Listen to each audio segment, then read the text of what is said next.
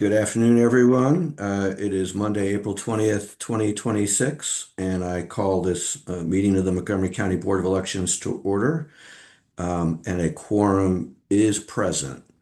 Let me just start off with a few remarks. The first one being that I wanted to thank the County Council Government Operations Committee, which met with us for a very productive conversation. I think it was 2 Fridays ago. But whatever the case, I'm going to share with you some of what we discussed with them, but they were very supportive of our budget and our work, and very thankful to all of us for what we've been doing. Um, every election has its uniqueness, and this election cycle already has and will continue to have its uniqueness. And we're encouraging everyone to proceed as usual and disregard the noise and to get their information from us, essentially, from election officials.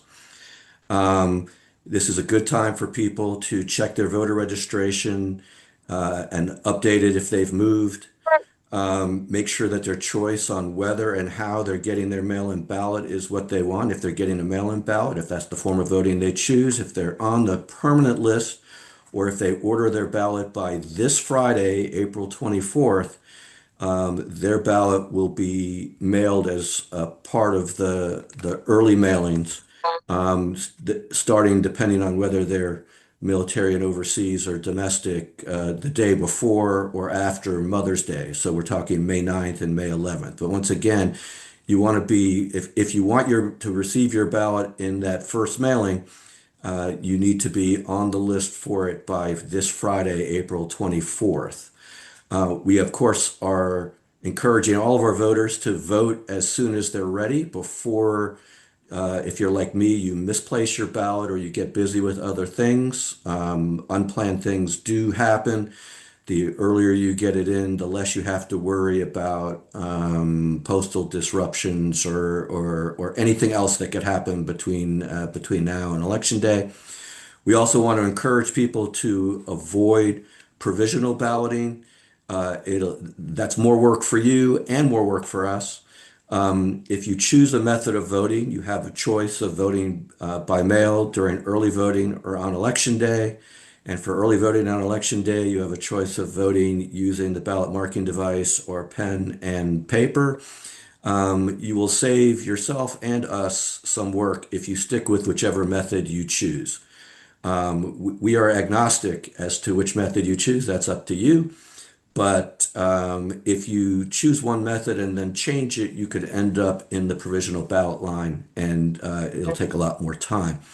If you order a mail-in ballot and you subsequently decide that you want to come to the polls for early voting or election day, strongly encourage you to bring your mail-in ballot completed with you, and you can hand it to an election official, or if you vote somewhere that has a drop box, you can put it in a drop box. You can see all your friends who are voting in person without having to wait in any lines.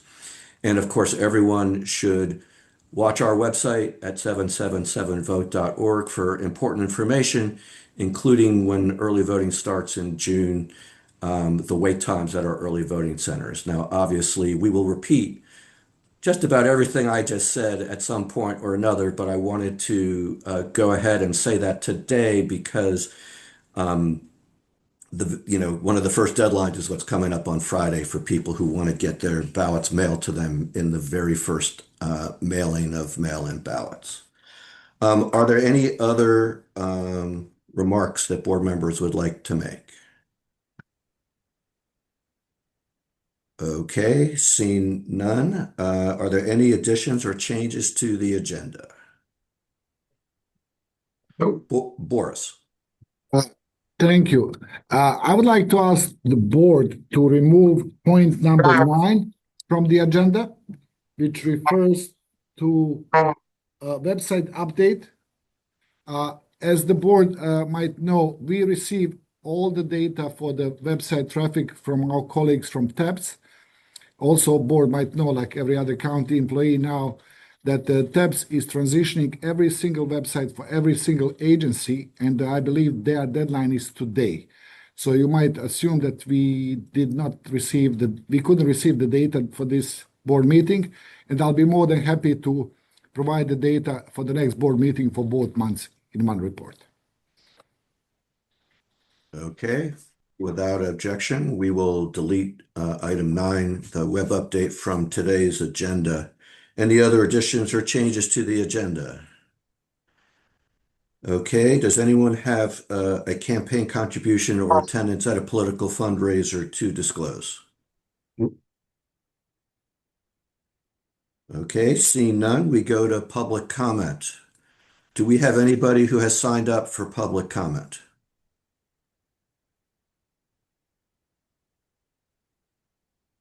Mr. Board President, this is Lisa. I just want to let you know that no one has asked to address the board in advance. Okay.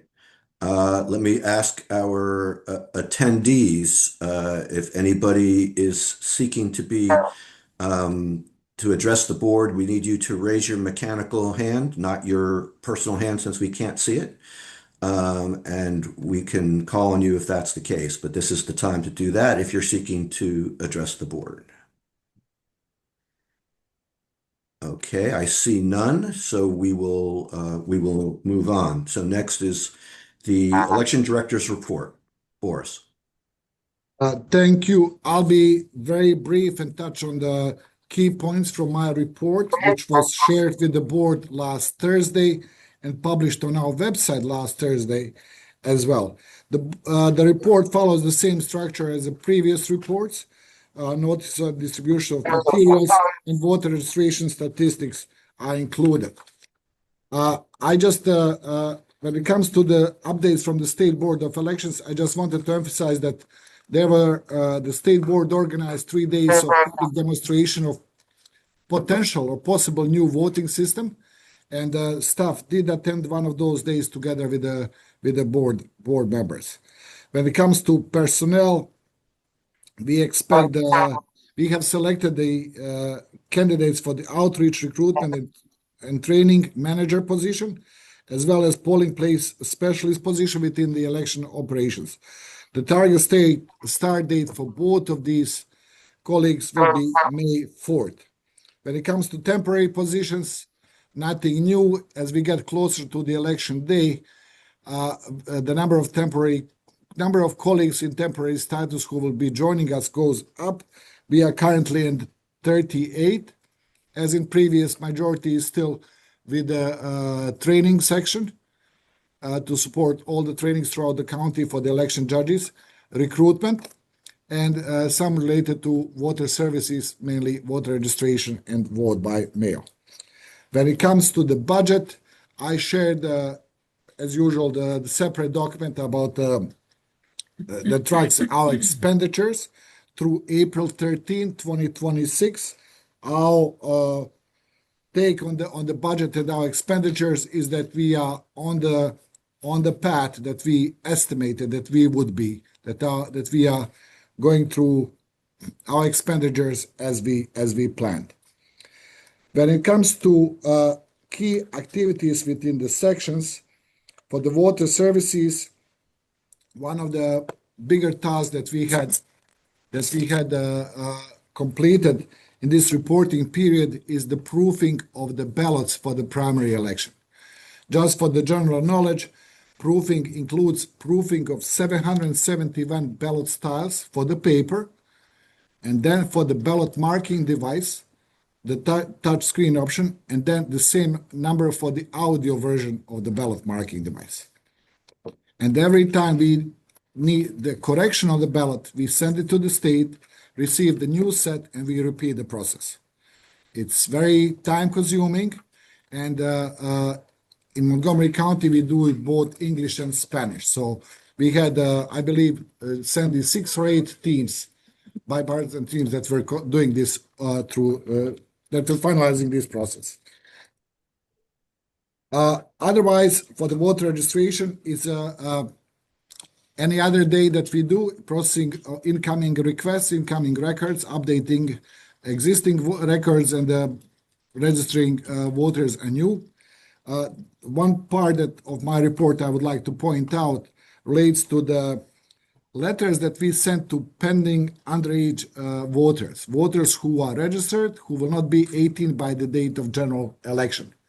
We need to switch you over because the light is giving a strobe light. Which way you Just want? back. Okay. Sorry, apparently the lighting is not there. I hope it's better. So it's still the same. I think it's my camera. Okay, we'll look at this. So in our county, we sent out 5,651 letter to the individuals who are on our records as registered, who will not be eligible to vote in this election cycle. When it comes to vote by mail, we are coordinating with 50 or plus nursing homes and assisted living facilities to implement statewide program to assist voters there to register, to update their voter registration, or to vote by mail. We also, based on the lessons learned from the 2024, we are reaching out to 18 adult care providers in order to help us, help voters register early, request vote by mail. As you board members might recall, we had too many people who voted provisional that we believe could have been registered earlier or requested their ballots earlier. When it comes to voting system and information technology section, as we are getting closer to election, we are prepping for the conduct of logic and accuracy testing on our equipment. We are still working on improving the system, that new system for the election judges. And there is this part that for quite some time, we and the rest of the county were trying to adjust everything on our websites, from the forms to the text to the pictures, to be ADA accessible as per new DOJ requirement. The board might recall that the initial deadline was today to have all the forms and everything transition to the new requirements, but DOJ has extended that deadline to April 2027. We learned about that today, this morning. This is something new. However, I think that we are, I cannot say almost done, but we did a lot when it comes to transitioning our documents and to meet new DOJ requirements. Elections operations section, preparation for the election, preparation of the supplies. There's one item that I would like to mention is that we are preparing for the delivery of the drop boxes on May 5th. That's the schedule for the transport vendor to have our drop boxes distributed through our county. As the plan as of now is that we will unlock those drop boxes on May 8th, and the first collection of potential any ballots from those boxes will be on May 9th. I'm going to change your laptops. See if this works.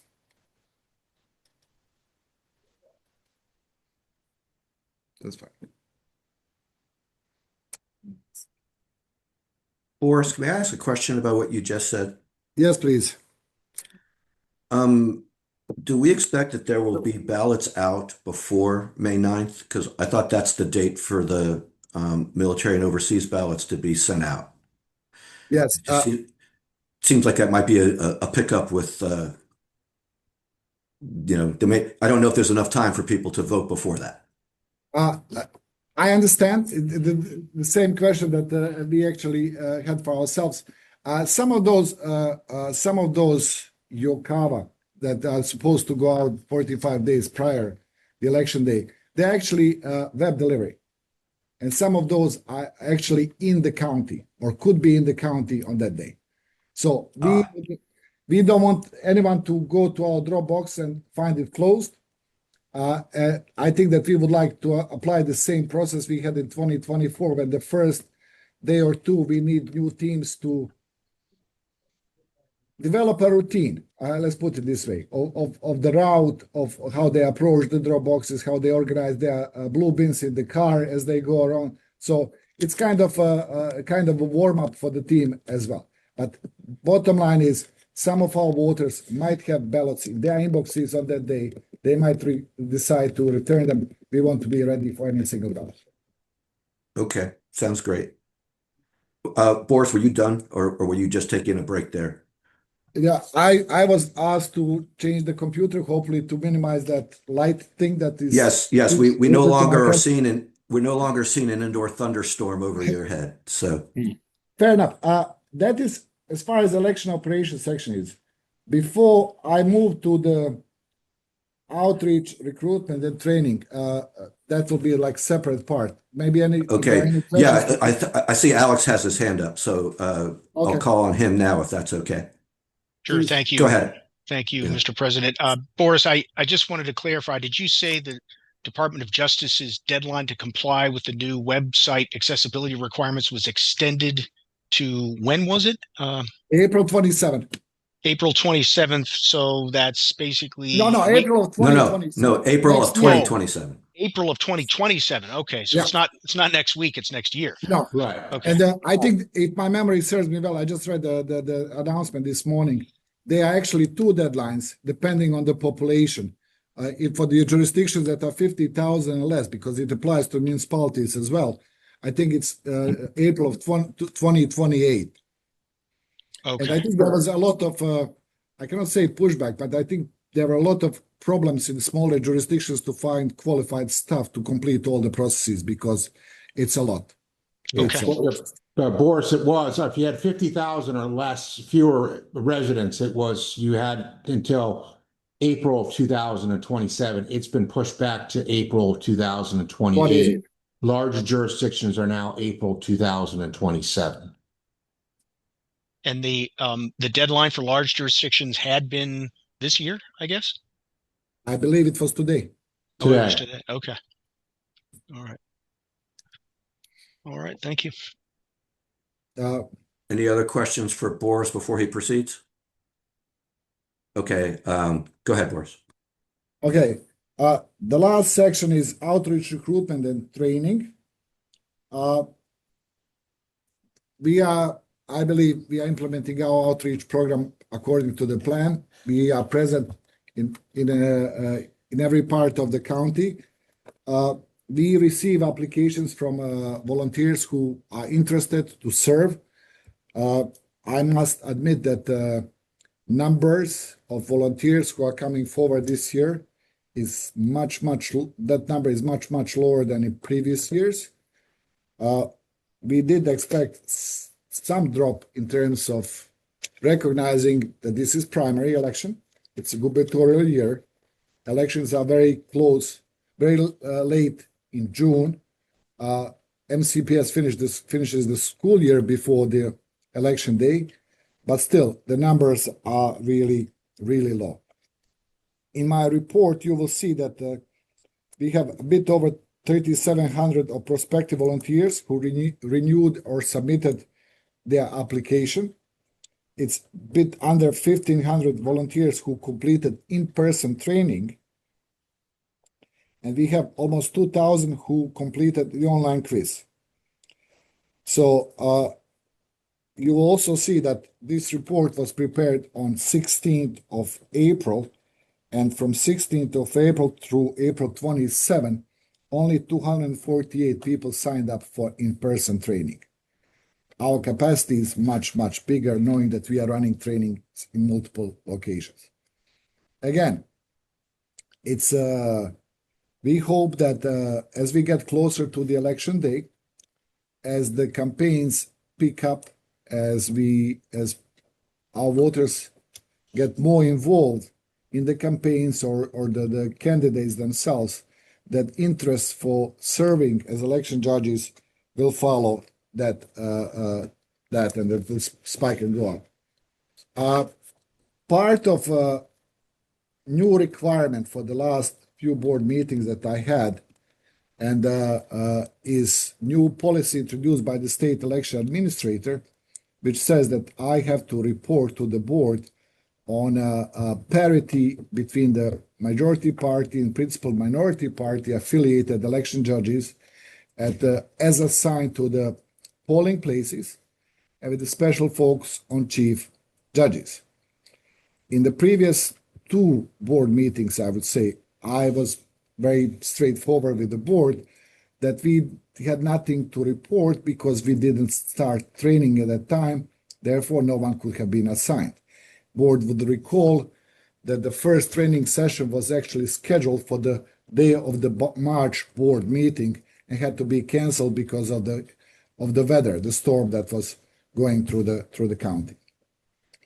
For today's board meeting, I did prepare a report for the board that was shared, and just a second, and it's available on our website. The report encompasses every single polling place that we have for this election. It gives you the number of positions of election judges needed and their distributions per position. It provides also the total vacancies per each polling place, and gives you a party distribution of those who have already been assigned to those polling places. So, and the example of the first polling place in my report, 0101 at Latosville Elementary School, the report says that we are required, per our proposal, our location, to have 15 election judges at that polling place. 2 chiefs, 2 closers, 1 SDR, same voter day registration, 9 voter operations, and 1 provisional. Out of those 15 required, we have assigned only 5 election judges so far. Okay, so our vacancy rate is 67% at that polling place. If you look at those 5 that have been assigned, 2 are Democrats, 1 is Republican, and 2 are unaffiliated. Meaning, so far of those assigned, Democrats make 40%, Republicans 20%, and unaffiliated 40% as well. If you go to the very bottom of the report, you can look at the totals. Bear with me for a second. You can look at the totals that we need for this election cycle. Grand total of allocated election judges is 3,609. So far, we have assigned slightly over 1,100. Our vacancy rate currently stands at 69% for the polling place election judges. Out of those 1,104 assigned election judges, 728 of them are Democrats, or 66%, 127 of them are Republicans, or 12%, and 250 of them are unaffiliated, or 23%. Again, parity is our goal, parity at the polling place as a whole, and then parity among chief judges in particular. The law, the election law, I think rightly recognizes that this might not be attained in every county, and therefore says that when we hit 45 days before the election day, which is April 27th, Monday, we can start assigning unaffiliated chief judges if we have not achieved parity by that day. So far, we have trained, but we have not assigned a single unaffiliated chief judge yet, because we are waiting for the legal deadline of April 27th. And for April 27th, we'll pull the report, see where we stand, and then we will start assigning unaffiliated chief judges. I can confirm to the board that so far we have trained 53 unaffiliated chief judges, and 6 more are scheduled to take training in the upcoming days. As it looks, as of now, our total available chief judges is 195 of all party affiliations. So, few remarks maybe to take away from this is that, number one, we are short volunteers of every party affiliation. Democrat, Republican, unaffiliated. Number two is how I think effort is obvious to achieve the parity among at each polling place. However, if you look at these numbers across the polling places, you will see that I'll be honest with you, we are not there. And I don't think that we'll be there by the deadline. When it comes to the chiefs, we followed the law to the letter. We trained unaffiliated, but we didn't sign any, hoping that we will have parity achieved by the legal deadline. We are nowhere near. When I say that we have currently 195 chiefs of all party affiliations, you have to compare that number against 460 that are needed. So we are not close. And we also provided a report for the early voting, which follows the same pattern of these numbers. Some maybe locations a bit more up, the other a bit down, but numbers in general stayed the same.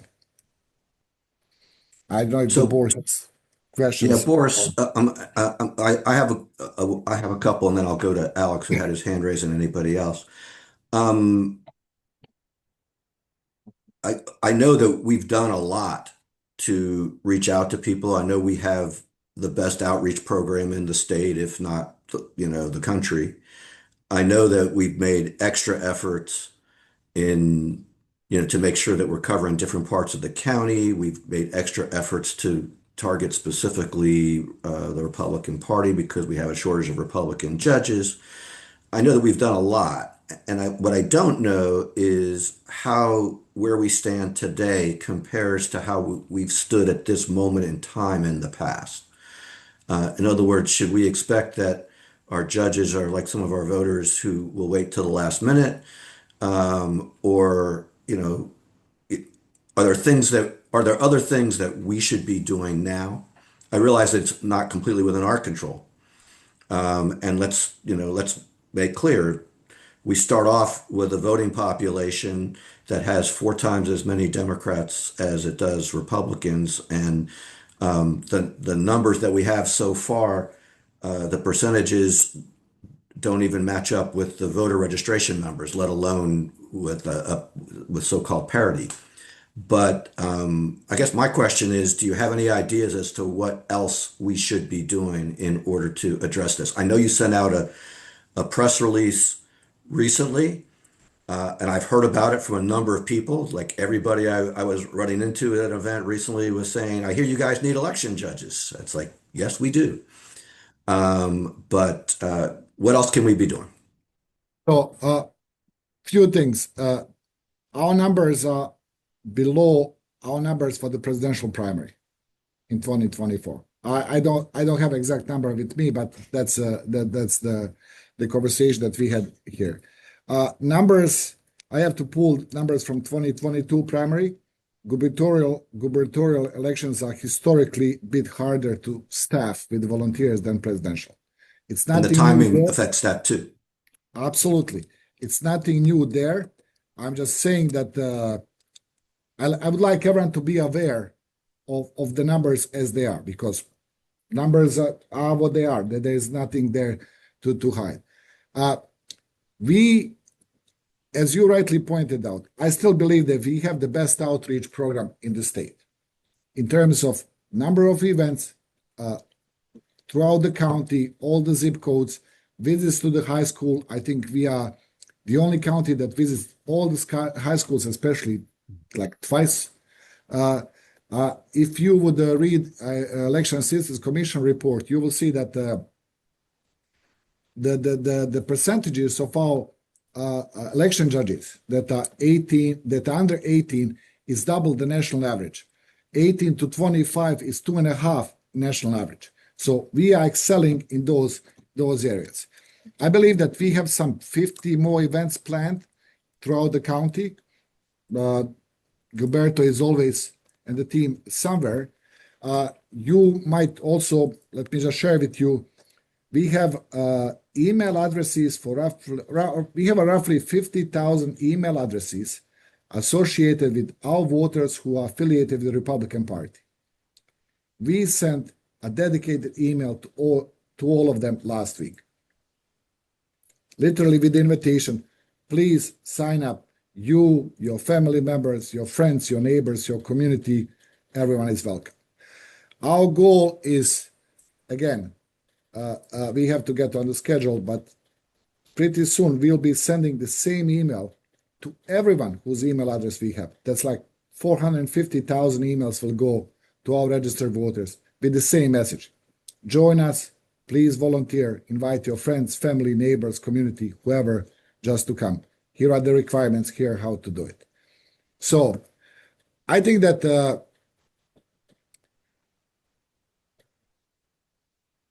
at this point, we literally have just keep going, doing what we are doing. We are not letting any stone unturned in terms of reaching out to people, finding people who might be interested. I think that board did well a few years ago when opened the half-day shifts for the volunteers. Again, those half-day shifts kind of distort the number of volunteers who signed up for the training and who got trained, because either you are looking at 1,000 people who will give us 1,000 days of service, or we are looking at 1,000 people who will give us 800 days of service, because 400 of them will fill full day position, half each. So there are many moving parts. There is a lot of moving around on our end when we look at the assignments at the polling place. But I think that we'll keep working. We'll keep talking. And my understanding is that board members do repeat that message everywhere, that we always look for more volunteers. And we'll see where we land. I'll be more than happy to report to board back in May. And I hope that the numbers will look different. Appreciate that. Obviously, if there's anything we can do to help, please let us know. Absolutely. Alex. Thank you, Mr. President. I wanted, sort of following up on David's question, I think the relevant numbers to compare this would be 2022. If you can get those, I think it would be helpful to see where we stand versus 4 years ago, which was a gubernatorial year. And in fact, if I recall correctly, the election was not until July, which probably is a worse time to try to get people. And so it would be helpful to. There was also a court decision in there that moved it to July. So Right. it may be that last April was roughly comparable with where we are now. I don't remember when the court decision came down. But Alex, may I just say two things on this one? I understand. I'll be honest with you. I was not in charge of 2022, but my recollection, if it serves me well, that our numbers were really low. Okay, and I understand that it would be helpful to know in terms of easing our mind, hoping that our voters will jump on and start signing up as we get closer to the election. But I think that our focus is our current numbers. And I think that maybe at some longer conversation down the road is, are we being what part of our process or voter experience will be impacted by a lower number of election judges that sign it? If you look at some of these polling places, we try to accommodate a lot of equipment, we try to accommodate a lot of service, we try to accommodate everything in our power to have lines as short as possible, so to have a good voting experience for our voters. Reality is, I'm looking now, Lakelands Park Middle School, 17 election judges assigned. Maybe at some point we will have to look at these potentials, what we can deliver, because we don't have full control over that. Again, we would like to provide absolutely the best customer service to our voters, to have all the equipment is needed for every voter to come in, check in, get their ballot, vote, scan, and be out in a few minutes of short time. However, reality might dictate some hard looks going forward. Alex, did you have other questions before I go to Keena? No, that was my only one. Okay, Keena. Thank you, Mr. President. Boris, just for the sake of sharing publicly, how many staff members are dedicated to reaching out to volunteers to help with the conversion rates, which means having people sign up to the point of actually making it to an in-person training? Man, we have 9 plus 4. So we have Gilberto, who is our outreach person, who is supported by everyone in this building. Meaning, if we have 5 outreach events in the county, we find staff throughout the building to support those outreach events. Board members who attend those events might have seen Greg, might have seen some IT guys, have seen a lot of people from water services, either voter registration or vote by mail, and of course, recruitment. When it comes to recruiters, people who actually pick up the phones, answer the emails, and guide volunteers to sign in, we have 2 permanent and 9 temporary employees, so 11 people. Our staffing level is not an issue here because the board, and I think we proposed the board supported and county council and county executive provided sufficient funding for us to have temporary employees to support incoming volunteers with their requests, assistance needed, or just checking their quizzes as they process them online. Problem here is we don't have sufficient number of those applications. If I share with the board that in terms, maybe in some previous years, we were not staffed to, or we were not organized, or we were running certain backlogs in terms of applications. I can tell you that this morning I checked around 11. So anything that was created over the weekend in terms of online registration application for the election judges, we expect to finish by the end of the day, tomorrow morning latest. So that is like as fast turnaround of anyone's application that it could be. But again, I think that interest we hope will spike up as we get closer to the election. It's still April, right? Yes. I hope that board will understand that we would like to see our staffing levels completed some point in May. So we can, as we get into June, we can move to other operational issues. You would also recall that some previous elections, we had training all the way up to the early voting. And that gets bit heavy load and operationally challenging. Yes.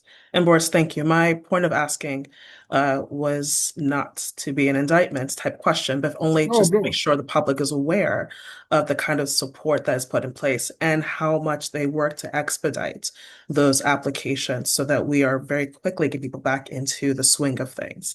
I am uniquely aware, as you know, about the ability to convert people that we're meeting on the street into becoming volunteers. And then, of course, the more important part, I would say, is the retention of those volunteers from year to year, which will greatly diminish as we're able to keep large numbers.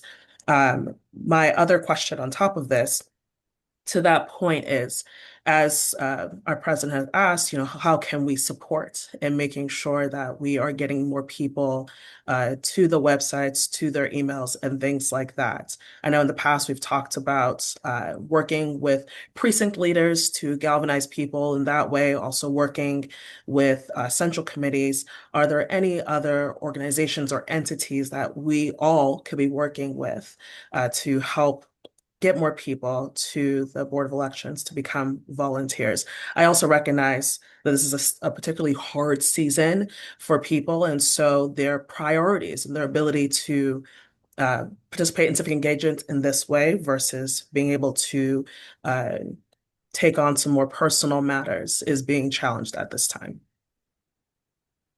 So I think that without any flattering, that Montgomery County board members might be the most active board members in terms of you providing us with the outreach opportunities where we could dispatch teams to register voters or invite them to register to serve as volunteers.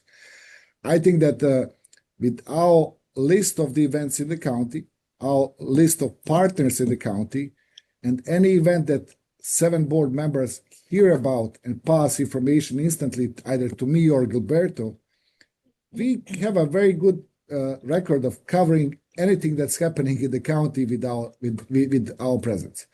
I think what remains urgent is that we cannot miss any opportunity. And I cannot, I don't know what kind of events or interactions board members have with the party activists, volunteers, community groups, or whatever. I would like every board member to, the moment you say your name, your second line to be, please volunteer to serve as election judge. And then get Yes, to the topic of the meeting, whatever the topic is. yes. So, because that's kind of our attitude now. And I know it sounds as a silly opening, but maybe that's what's actually needed here for people to recognize that everyone in this building and everyone at the board shares the sense of urgency when it comes to hiring or finding volunteers to serve for the primary election. Yes, Well, let me go ahead, Keena. I'm sorry. yeah. Just to add to that, Boris, I know that you're aware of this. Whatever county I am recruiting in my neck of the woods for the work that I do, my organizing is not limited to my day job, essentially, which I know you've seen those emails. I will cross whenever the chance may be. I appreciate it. Yes, sir.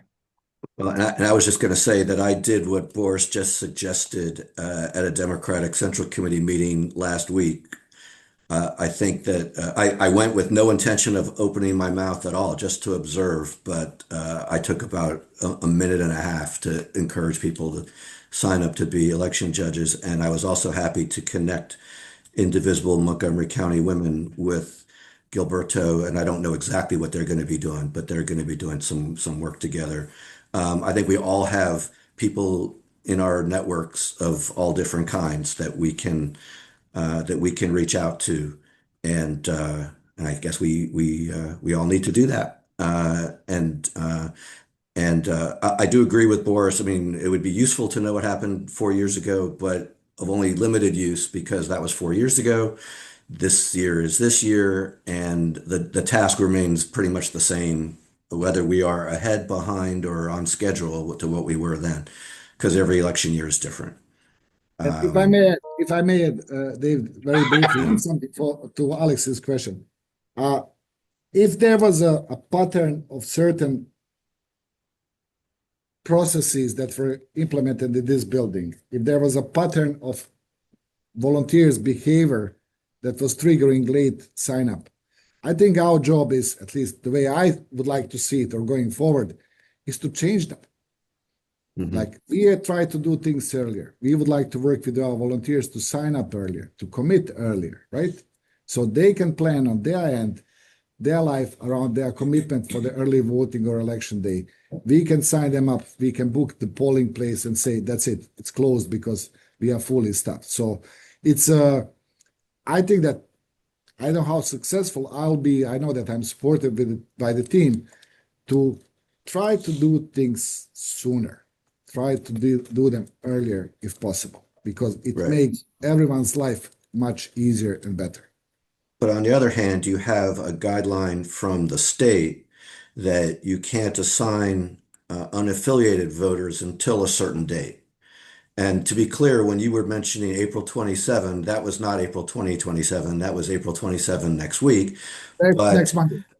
Yes, but that still means that, I mean, a quarter of our voters are unaffiliated. So that's a large number of voters that are not eligible to be assigned until next week. Yeah, we don't assign unaffiliated as chiefs until the next week. That's per law. We assign them for the VOP and other positions. But again, the goal is to have parity across the polling place. But I hope the board members will agree with me with these numbers that I presented today that we are not getting there. So we will have to. I think we will get a parity against the voter registration records, and that will be more or less kind of historical trend. But let's see where we land on the end. And once again, remind us of things that we can do to assist, because I know all of us would like to do what we can to assist. Can I go back, if you're done with your report, Boris, can I go I'm back not, to the first part of your yeah, report? There were a couple of things that I wanted to mention relating to the first part. First, I want to thank the staff for all that ballot proofing that you mentioned, yeah, because I know that that is very difficult, sometimes tedious work. I know that some of that ballot proofing is making sure that names are correct, which is not always, intuitive. And anyway, I know that there's a lot involved with that. So I do want to send my thank you to anybody who's participating in that. When you mentioned the 5,600 letters to people who are not eligible to vote in this election cycle, but they are registered voters. Am I correct that what you're referring to there are the 16 and 17-year-olds who won't be old enough? correct. Okay, Only age so reason. so we don't have another category of registered voters who are not eligible to vote other than the ones who are registered at age 16 and 17 and won't be 18 in time for general election day. That's correct. Okay, thank you. I just wanted to clarify that. And then I had oh, and I also want to thank in advance our bipartisan teams that will be collecting from the drop boxes. Um, I'm always amazed that we basically have our own postal service for ballots, but that our post people have to do it in pairs, because our process is such that we really never have one person handling ballots. It's always a pair. And we're not talking about handling the ballots themselves because the envelopes are not opened until they come to canvas. So we're just talking about handling the envelopes. But even so, we do it in pairs. So anyway, I want to thank those people in advance because they'll start doing that before we have our next meeting. So we definitely appreciate that. A couple of questions about the budget, if you don't mind. I noticed on line 60530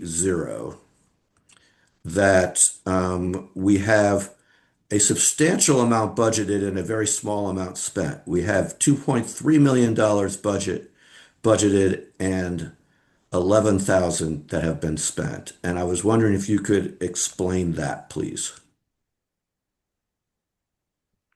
Okay. 60530, other professional services. Okay, I like the question. This is a budget line to fund stipends for the election judges. This is the budget line that will be spent heavily, I hope, during early voting election day because we will have enough election judges to give them stipends out. But David, you are correct. There's roughly 11,200. It's 11,200 that's already spent.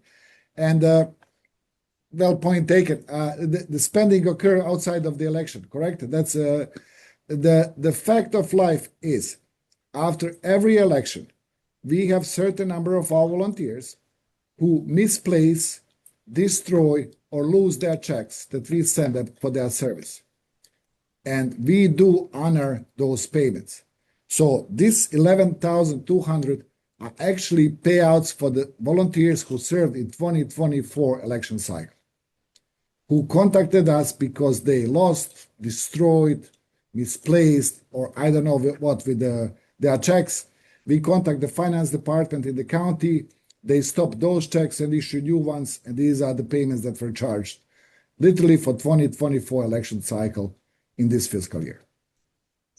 That's excellent.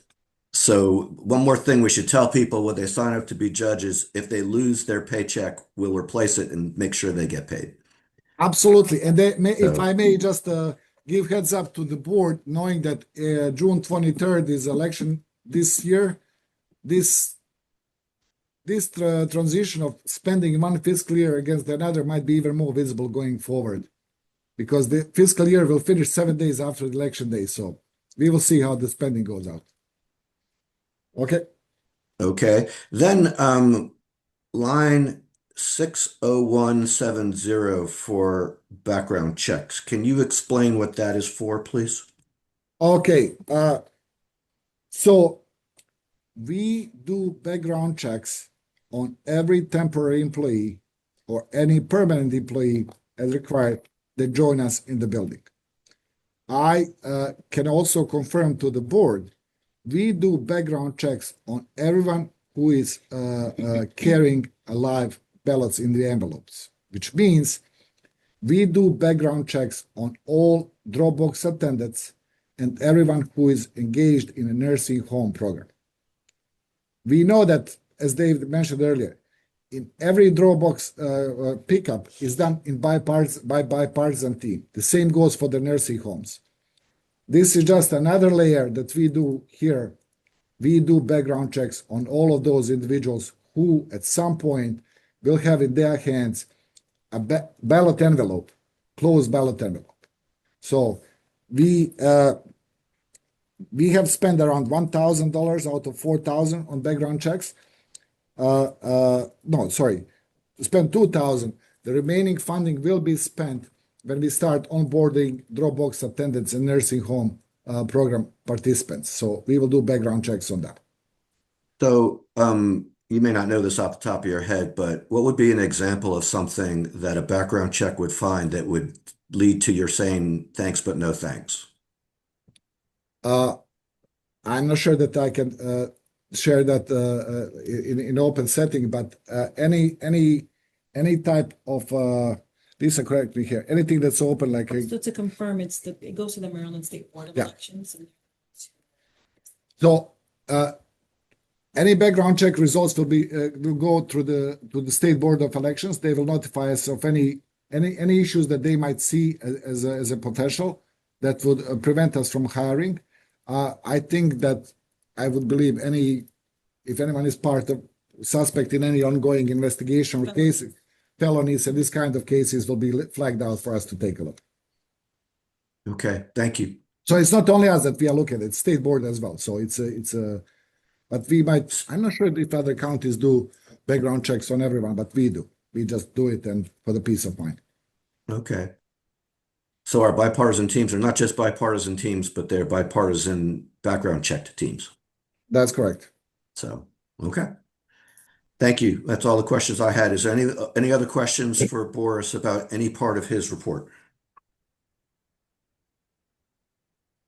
Okay, seeing none, we'll move to the board attorney's report. Kevin.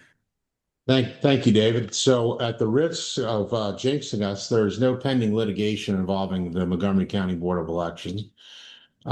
We have gotten all of the MOUs for early voting returned with the exception of Montgomery County.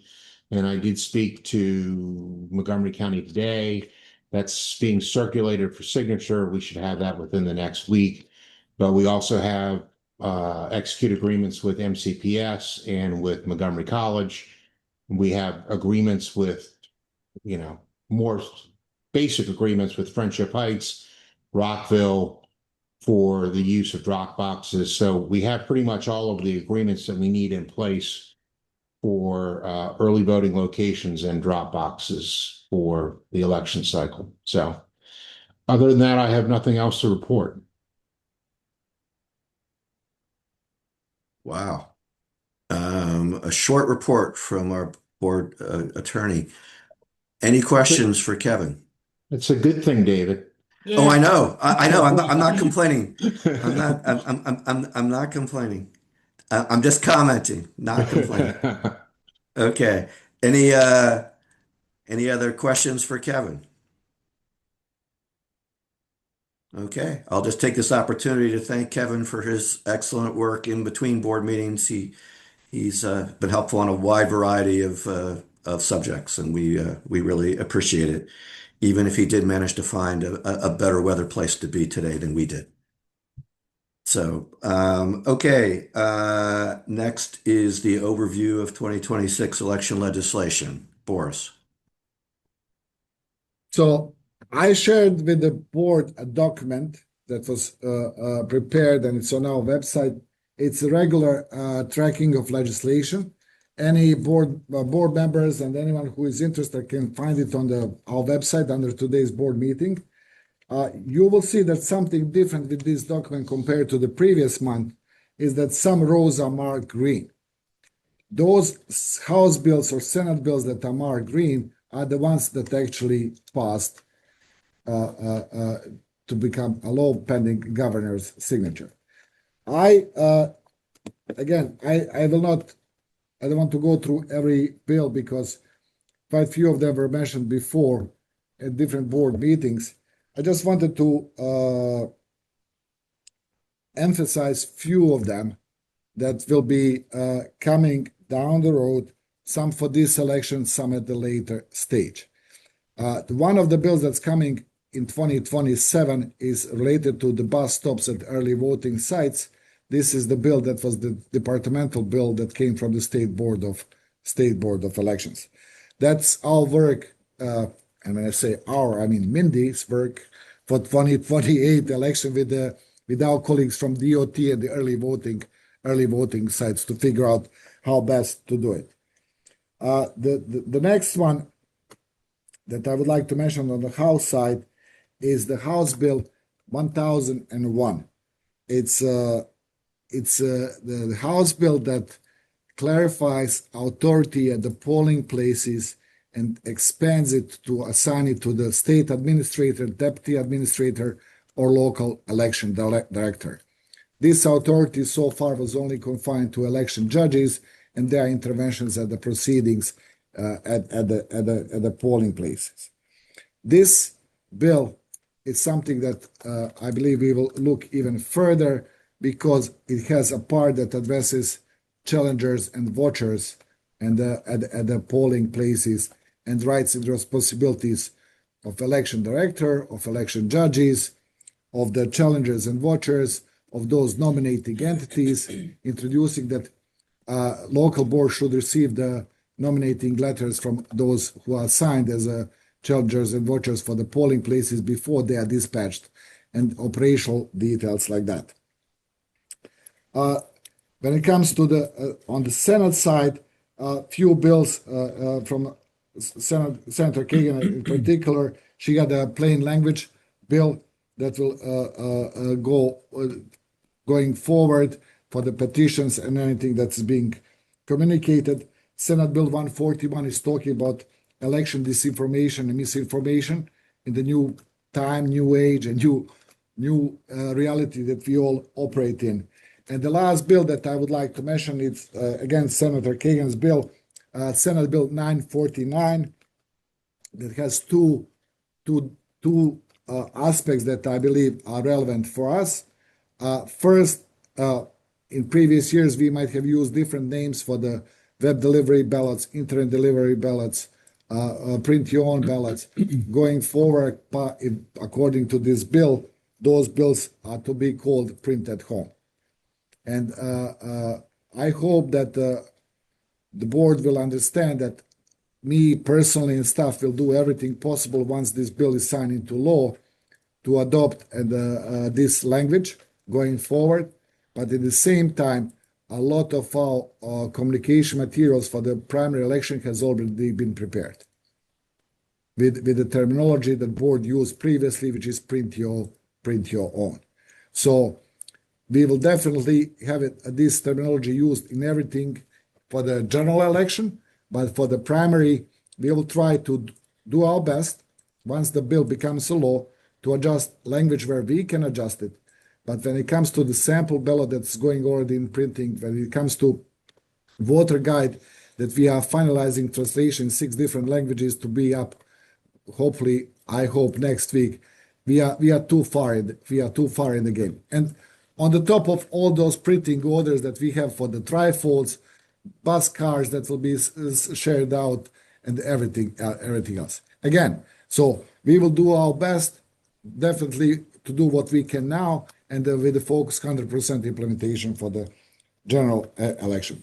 The second part of this bill, it's under Section C, and Kevin, Dave, all the lawyers on the board will correct me if I call it a trigger bill, or I don't know how would trigger provision.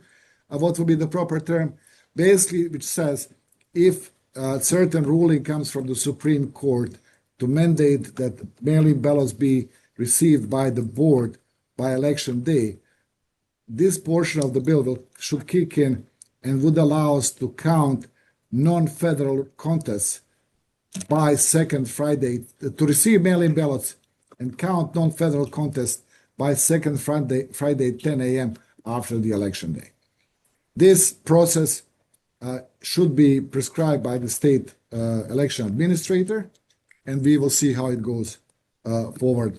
Again, Supreme Court ruling first has to come in first. All right, let me start there, and then I'll have a couple other things to say. But as far as the deadline for ballots, the case that's before the Supreme Court is an interpretation of federal law for what election day means. It is not, at least according to the oral argument and the briefs, it is not a constitutional question. It is a statutory interpretation of what the federal law that defines election day means. As a result, the state has passed legislation that basically says if a federal court says that you cannot accept federal elections ballots that are postmarked by election day but arrive after election day, those races will have to be treated separately than all the other races that are covered by the state law, which is not before the court. Now, it is technically possible that the court decision could affect non-federal races. If it does, we'll cross that bridge when we come to it. It's also technically possible that the court could rule that, that there's nothing that needs to be changed at all. That also is, not the difficult part. What is the more complicated part is that the court's ruling could come very easily after election day for the primary election and before we certify the results of the primary election. And I think that what Boris is saying is that he is awaiting some guidance from the state, but we will be preparing at least for that possibility if it requires segregating ballots or whatever or whatever it requires, just in case we discover on June 30th that federal votes cast after June 23rd can't be counted for some reason. Again, we don't know what the court's going to do. We don't know when it will take effect. We don't know when it's going to come out. But we are preparing for all those eventualities. And the legislation is basically saying whatever the court does federally, state rules remain the same. And when Boris made reference to the second Friday, that is the statutory deadline. But this year, the second Friday is a federal holiday after the June primary. So for this year, that deadline is July the 6th, not July the 3rd, because July the 3rd is the federal holiday for Independence Day. So I just wanted to say all that on the record, and hopefully, I saw Kevin nodding, so that makes me feel comfortable that I said it correctly. Then, as far as the printed home ballots go, I just wanted to point out that one of the reasons why we are as far down the road as we are with our voter guide and sample ballot is because Boris is a believer in having high goals. And while the state law would allow for our sample ballot to go out shortly before early voting, we have roughly 120,000 voters who are voting by mail on either the permanent list or already on the list, and their ballots are going to show up in May. So he is endeavoring to have our sample ballot and voter guide go to the voters before their mail-in ballots arrive. In other words, to be useful to them as they're, providing all the same information, to everybody so that people can get that. I think that's a very good goal. I think that I don't know about you guys, but I heard from a number of people last time that they got their sample ballot after they'd already voted, and they wondered why we were sending it to them if they've already voted. So I think that is an excellent thing that we are doing. I did want to mention that there was a Senate Bill 29, and I don't know all the details, but it did seem to affect potentially for this year some of the deadlines for petitions. So obviously we're going to need to look at that so that we are obviously in concert with whatever that says. And then I'm sure many of you have heard about the legislation that would have provided for special elections for legislative vacancies that occur in the first year of a legislative term. And while that bill passed each house of the General Assembly, it did not pass each house of the General Assembly in the same form, and it did not become law. And then the last thing I'm going to mention, which you may be surprised that I saved it for last, but I just figured we should talk about some of the other things first. I told board members before our board meeting, but the bill to give voting rights to our substitute members did not make it into law. Different versions with different effective dates passed the House and the Senate. The House version would have taken effect next year. The Senate version would have taken effect this year. I would like us to discuss, but not today, what our future plans are for that legislation. But certainly one possibility would be to introduce it next year in order for it to take effect next year. So that was all I had to say, and I will call on Larry. Larry, you are muted. We go. There we go. Question about another bill. Senate 6670, amending the section that talks about kind of police powers in by the Board of Elections. I mean, what I'm having trouble because I don't figure out what it does and what impact it has and how we kind of train to it. I believe it's the same bill, or at least it was when it was introduced, as House Bill 1001 that Boris just talked about. Okay. And I believe the main Boris and Kevin might know more, but I believe the main difference is that it makes very clear that the state administrator, the state deputy administrator, and the local elections director have authority over polling places that previous law put in the chief judge. That's correct. That's Thank you. correct. Thank you. Okay, And Kevin. let Oh, me- I'm sorry, Larry. Just let me add on the other note. Thank you for all your work on the bill to give us voting rights. I know it was back and forth, and you get caught in the crossfire between House and Senate, but it was I think a fight worth making, and I appreciate it. Well, thank you, Larry. I appreciate that. I don't consider it over, just on pause. Okay, Kevin. David, I just wanted to piggyback on what your comments were on Senate Bill 29, which was one of Senator Kagan's bills. That's a sort of the plain language bill for petitions, which requires that the county attorney take certain actions to summarize petitions on or before July 1, which moves that date up than it was previously. I've alerted Mr. Markoff to this over the weekend, so the county attorney's office is aware of the change in the law, assuming that there's obviously the governor signs it, but that's been taken care of. So we're working with the county attorney to make sure that they're aware of the earlier deadline for getting that done.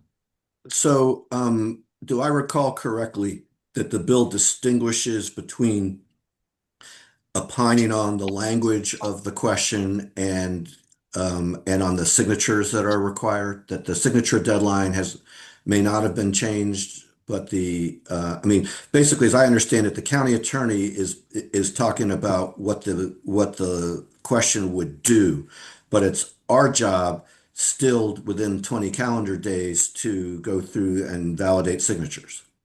Correct. So the verification and validation period of 20 days has remained the same. The new deadline is for the county attorney to provide what is Senator Kagan bills basically requires a fair summary of what the actual question is, and to provide in sort of plain English what it would do and what it means, as opposed to voters being somewhat confused as to what the purpose of the question is and not understanding exactly what the effect of it would be. And I do say with some irony that the bill bans double negatives and legal jargon, while giving the responsibility to the county attorney. So that's a tough one, and I guess we can all debate what legal jargon means. But and we have enough lawyers on this board that we could really debate what legal jargon means.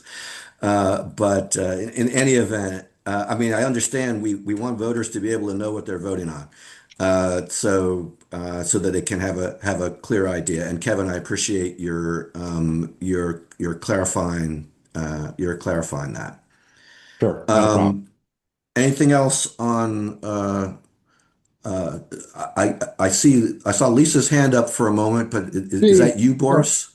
Yeah, operating too many computers here. I That's just wanted okay. to, I really appreciate David, very kind words about our goals to have a voter guide and sample ballot as early out as possible. I think that there is an operational benefit from that, and there is a benefit for the voters. On the top of that, let's not forget, one section of our sample ballot and voter guide talks about election judges. So we want that out as soon as possible, as quickly as possible. When Absolutely. it comes to our plan is to have a sample ballot right before or around when the mail-in ballots go out, at least 18,000 per minute. That's like Yeah. first, 118, 120,000. I just need to be very blunt. That process is not straightforward as someone might see. Today is the deadline for the judicial review of the ballots, right? After that, the state has ballots are confirmed. After that, the ballot styles are uploaded to all 4 million voters in state of Maryland. We have to do verification of our end. Vendor has to be ready with a sufficient number of plates for 75 different ballot styles that we'll be mailing out. So I know what our goal is, and we will certainly try to deliver. But if there is any delay in any of the counterparts involved in the process, please bear with us. That's how the process goes. It's not as simple I as it did might. not mean to create a new deadline, and No, it's fine. I apologize if my words could be interpreted that way. I was merely trying to explain why it is that it's possible that other jurisdictions may be able to incorporate the new phraseology of print at home faster than we do, because they have less volume, maybe doing it later, have fewer languages that they have to translate it into because of federal and state law that we have to translate. So, we may be on a somewhat different schedule than others are as far as that mailing goes. And I will be pleasantly surprised if everything goes without a hitch, because as we know, life is full of and human activity is full of hitches. So, but I do appreciate the effort to try to be as useful as possible for our voters, and not just be minimally legally sufficient. Because I do think that if we send out the sample ballot and the voter information 1 week before early voting, that would be of much more limited value to people. So thank you. Anything else on legislation? Okay, let's move on to the outreach update. Is Dr. Zelaya available? So, Dr. Zelaya was scheduled to report to the board, but he had an emergency, so he's absent, and he delegated up to me to cover that part today. Okay, If that work, that will work. yeah, That will work. I'll be very very brief. We shared with the board the list of the planned activities. We are looking at the April and May. We are looking with around 50 activities that are planned in a pipeline as we go forward. Meaning, this is the high season. The next 2 months, April and May, basically will be the months where we will be absolutely anywhere where we can be. There are a few additional points that need to be emphasized today here. We are again circulating ads at MVA service locations in Montgomery County. Because our thinking is these are high traffic locations. There are screens. We got access to those screens. Why not, right? And I believe that will, I hope, will have some impact. Bus cards will be installed on ride-on buses starting next week. And messaging on everything, but particularly related to election judges and all other deadlines as we are getting closer to them. David earlier mentioned if you request mail-in ballot by April 24th, you'll be in the first shipment of ballots. There are more deadlines like that down the road. We are trying to push those messages through Montgomery College, Montgomery County Government, and the MCPS. So all the deadlines, anything that could be of interest for our voters to plan how they will vote, to choose the mode of voting, right? Maybe to avoid provisional voting on the election day, we are trying to be proactive and share that information as we get forward. When it comes to the voter guide, if Gilberto has not been gray by now, I think he would go gray with this. We haven't done it before. This is the first time that we are doing a language assistance program requirement for those 3 languages in addition to English and Spanish. We are doing Chinese, Vietnamese, and Amharic. So board will recall, you granted me the right. I reached out to the state board to seek a waiver to add French and Korean, because our goal, once we put the voter guides on our website, we'll have them all at one go. Again, many partners involved, as you might assume, we don't have internal capacity to translate in all those languages. The board will understand that design of the pages not necessarily match one language to another, because alphabet takes more space in some languages when you put it on a paper than others. So a lot of redesigning the sample ballot of terms of pictures had to take place. But we are hopeful that we will have them up next week. So if that will be kind of a good start, something that we will certainly advertise when it happens, I'll be more than happy to share it with the board, share with you the links.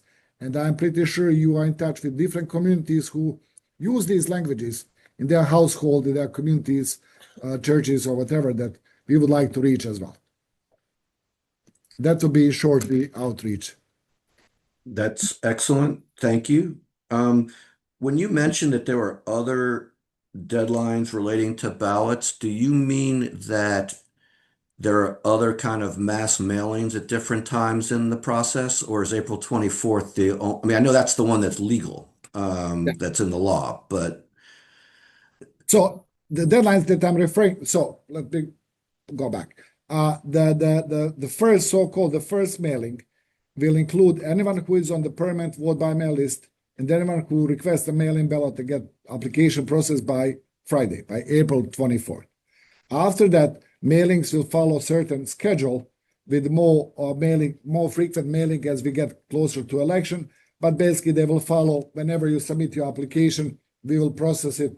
State will pull it up, share it with the vendor, your ballot will go out. Deadline I'm sorry. The reason I was asking this question is that I'm wondering whether, I know that we're trying to look for ways to encourage people to vote earlier if they're ready. And I'm wondering whether those other kind of interim deadlines provide another opportunity to tell voters something like, if you request your ballot by this Friday, it'll be mailed to you next Friday, or whatever it is, that might motivate some of the procrastinators caucus, in which I'm usually a part, to do things sooner if they have interim deadlines. Yeah, there are no deadlines like that, but the board members will agree with me. June 2nd, voter registration deadline, and primarily party affiliation change deadline. That was a big issue for us in 2022. We cut the number of people who voted provisional because of that reason by half in 2024. And we like the number that we had in 2024 because we want anyone who is interested to change their party and vote in certain primary, do it before June 2nd. Therefore, your ballot will count. Otherwise, we end up with the provisional ballots that party affiliation changes will kick in for the next election cycle. And then you have all those deadlines related by which day to request mail-in ballot, one to be received sent by USPS, the other one is printed home and similar. So getting closer to election, more deadlines on the pipeline. Okay, any other questions about the outreach report? All righty, let's move on. Is there any old business? Okay, then let's move to new business. Boris, I'm going to ask you to explain the motions that you are seeking, which we have done in the past. Neither of these are new, but just to remind board members what it is we're doing, and then I'm going to ask if there's a motion and a second for these motions. So please go ahead with the first one. Okay, the first one is motion to direct me to conduct logic and accuracy testing and preparation of all voting units for the 2026 gubernatorial primary election. This is a procedural requirement where we are seeking the board authorization to proceed with preparing all the equipment that will be deployed for to the early voting sites and election day polling places. So we have to receive a green light from you to start that process, knowingly the process cannot start until the state also gives us a green light on their end and all the paperwork is ready from their side as well. So we just wanted to seek the opportunity of today's board meeting to get that motion approved if possible. So if the state provides approval tomorrow or in a week time, we are ready. Okay, is there a motion? I will Ami. move. I will move that we authorize the director to conduct the logic and accuracy testing. Okay, is there a second? Larry, I thought I saw your hand. Is that correct? Yes, sir. Okay, moved by Ami, seconded by Larry. Any discussion? Okay. All those in favor, please raise your hand. It is unanimous, 5-0. Boris, please move on to the next one. So the second one is related to the release of the unofficial returns from the absentee vote by mail tabulation. The board would recall we don't tabulate any ballots that are subject of the early canvass until the election day. Any canvass that follows election day, we have to publish those results of canvass and scanning every night that board meets as a board of canvassers. So that process usually takes us a bit late into the evening. There were days when we are wrapping up at 9. There were days when we were submitting results to the state at 11. In either way, once all the ballots that were canvassed on that particular day, once they are scanned, the reports have to be signed before the unofficial results are forwarded to the state and published. We seek the motion from the board to authorize me and Ms. Janet Ross, our IT manager, to proceed with the signing off on those reports every night of day of canvass going for the 2026 election cycle.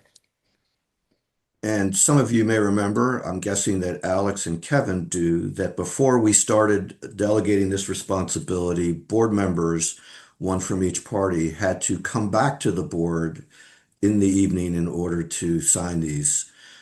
Instead, we're letting staff do that. Mr. President, So- those were the days when we used to call them absentee ballots. I noticed that that word is still being used on the agenda for today. Okay. Yes. Well, I think that we may even have been doing that while we were calling them mail-in ballots too. But definitely we haven't done it in a bit. I think this is a better way of proceeding. Is there a motion? So move. Okay. I'll second.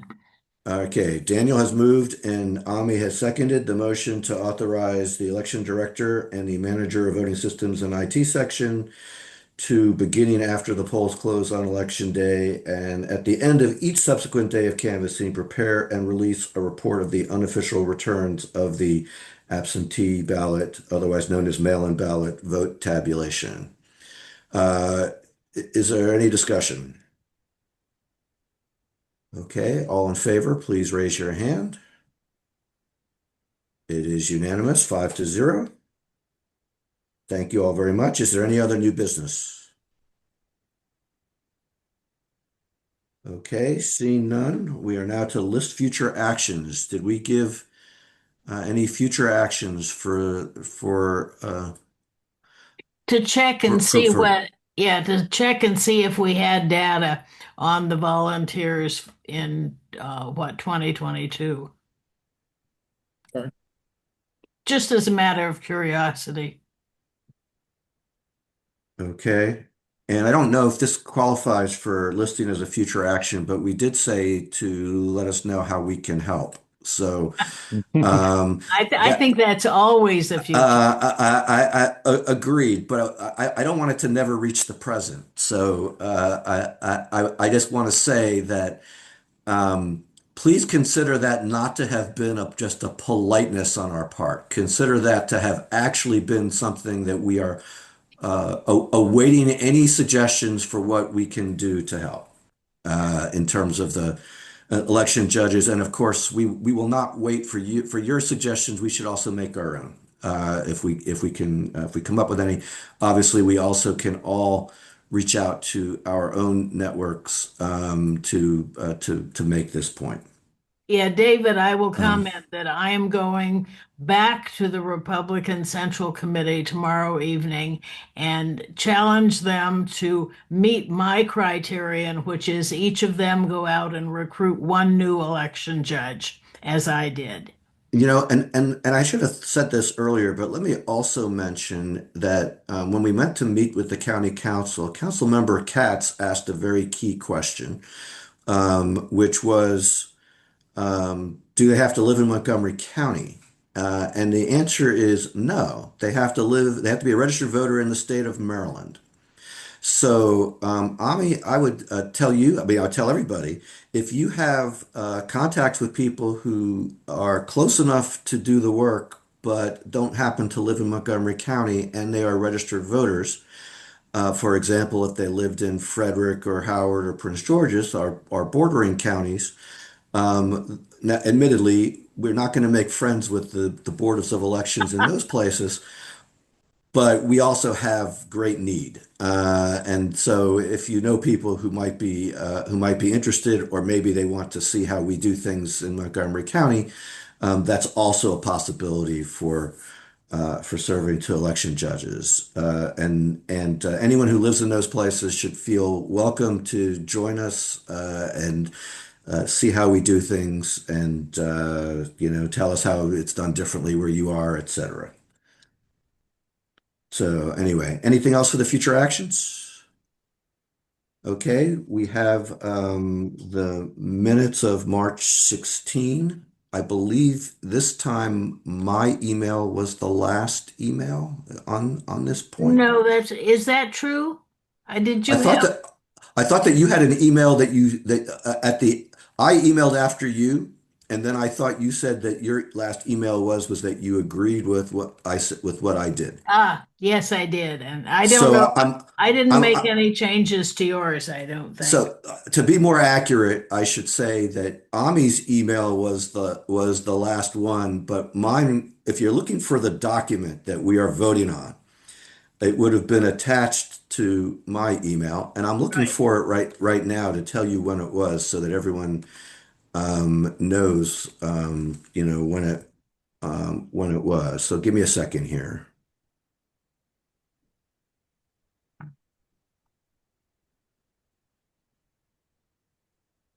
It So was the April 16th. 16th at 5:11 p.m.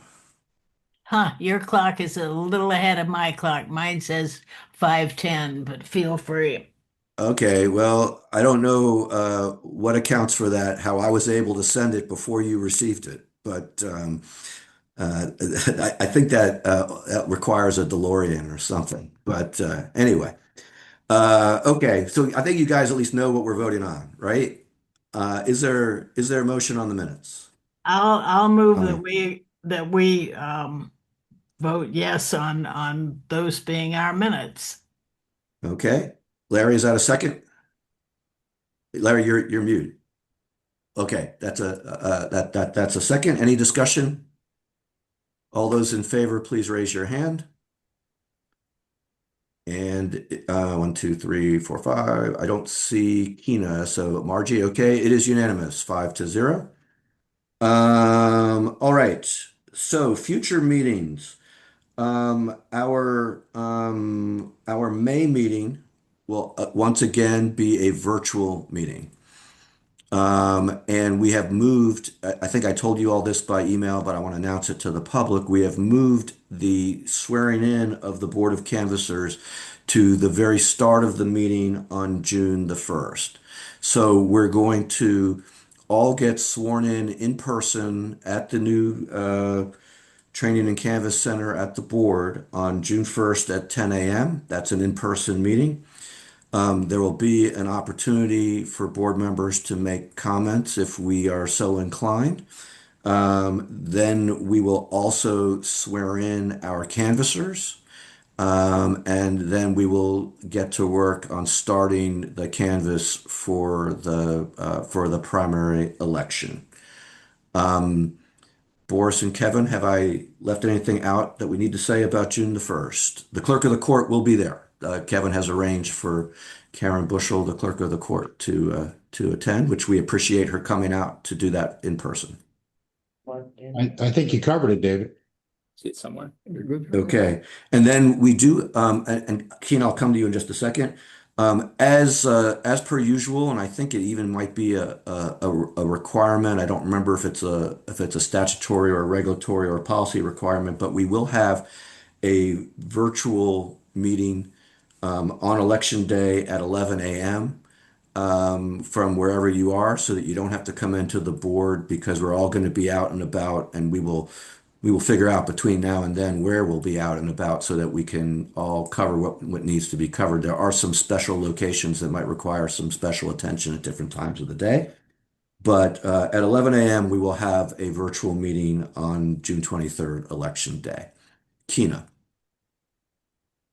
Thank you, Mr. President. I just wanted to say thank you to all of our volunteers, present, past, and hopefully in the future.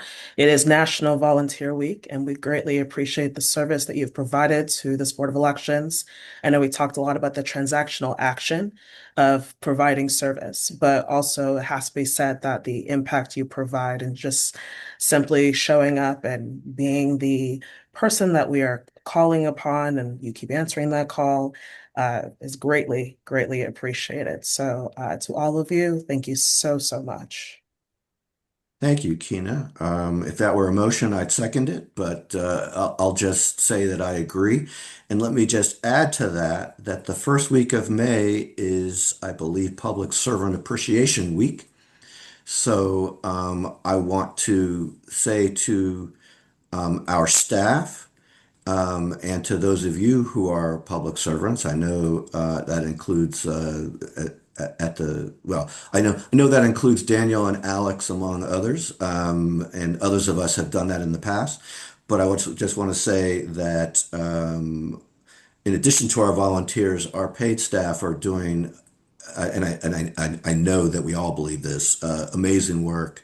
They're getting a lot of things done. I should have mentioned with the outreach report that I learned without knowing in advance that Gilberto covered a meeting of a Democratic group that takes place at the Parkway Deli in some call it Chevy Chase, some call it Silver Spring, at 7:30 in the morning, and he lives in Clarksburg. So that gives you a sense as to his dedication. I have trouble getting there, but he had to deal with much more traffic. That's the kind of dedication. It's not unique to him. We have many staff people who are dedicated, but that's the kind of dedication that we really appreciate and that makes our office as effective as it is. So thank you for that. Anything else for the good of the order? Okay, this meeting is adjourned. Thank you all very Thank much. you. Thank you. Take Okay. care. Take care. Thank you.